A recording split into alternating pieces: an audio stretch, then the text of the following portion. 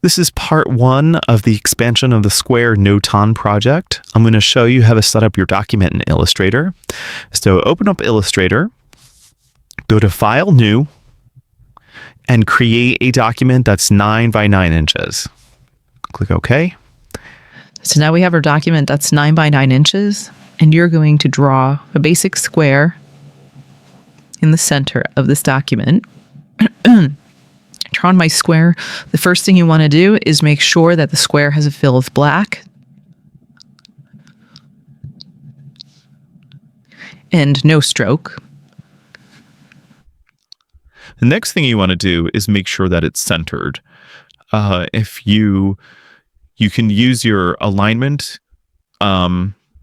palette, or you can use what I use is my transform palette. It's open right here, but if yours isn't open, go to Window, Transform. And I want to make sure that my square is 3 inches by 3 inches. So I'm going to type in the width and height value as 3 inches by 3 inches.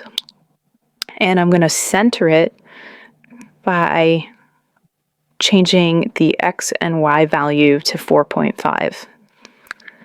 And we use 4.5 because 4.5 is half of 9. Looks good. And you're set to go.